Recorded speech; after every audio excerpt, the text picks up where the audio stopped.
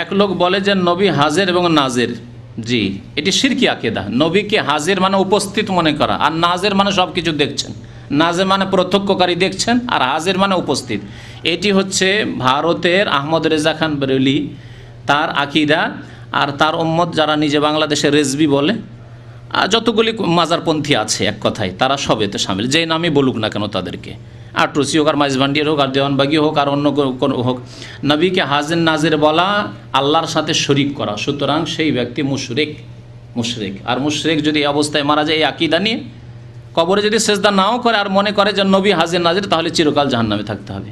কারণ আল্লাহ ছাড়া কেউ সব কিছু দেখেন না, আল্লাহ হচ্ছেন সব কিছু দেখনেওয়ালা। ইন্নাল্লাহ বাসিরুম বেমা তা'মালুন, যা কিছু করছো আল্লাহ দেখছেন। তাহলে আল্লাহ হচ্ছেন নাজির, আর হাজির আল্লাহ সত্ত্বে হাজির, আল্লাহ আরশ আজিমে রয়েছেন। নবী কী করে হাজির? নবী এখানে হাজির, ওই জন্য তারা দাঁড়িয়ে দাঁড়িয়ে মিলাদ করে যে নবী চলে এসেছেন। নবী যদি হাজিরই হবে, সবসময় হাজির, তো আবার ওই কিছুক্ষণ পরে বা শেষ দিকে যখন মিলাদ শেষ হলো শেষ দিকে কেন দাঁড়ান? তাদের ধারণা যে এখন শেষ দিকে এসছেন, আল্লাহ নবী শেষখানে আসবে, যদি আসে না তো এই শিরকি আকীদা যে নবী যেখানে সেখানে হাজির, সব জায়গায় হাজির। কত কত জায়গায়, হাজার হাজার জায়গায় একসাথে আপনার দিনই প্রোগ্রাম হচ্ছে, তাহলে সেখানে হাজির।